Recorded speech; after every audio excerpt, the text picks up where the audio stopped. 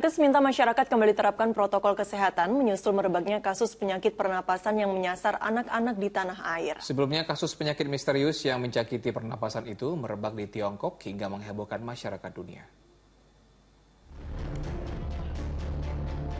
Dalam beberapa pekan terakhir, dunia kembali menyoroti penyakit misterius yang menyerang anak-anak di Tiongkok.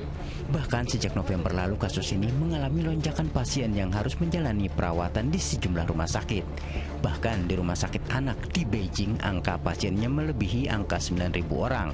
Rumah sakit pun penuh dengan pasien yang terjangkit penyakit mirip influenza tersebut. Peradangan akut pada paru atau Mycoplasma pneumoniae menurut Kemenkes bukanlah virus baru. Sebelum COVID-19 muncul, kasus pneumoniae sudah terjadi sebesar 8,5%. Kasus tersebut menjadi perhatian karena ada peningkatan pasien di Tiongkok yang diduga disebabkan oleh peralihan musim.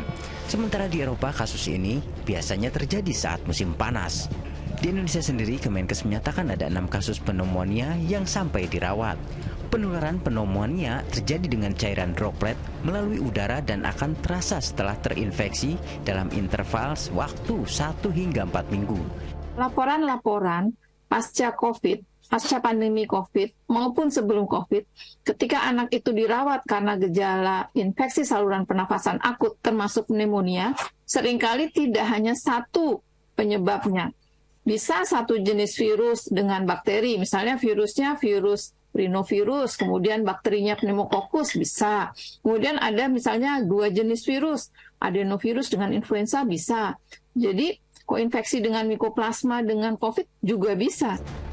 Adapun gejala pada populasi umum yaitu batuk, demam, lemas, sakit tenggorokan, dan nyeri kepala.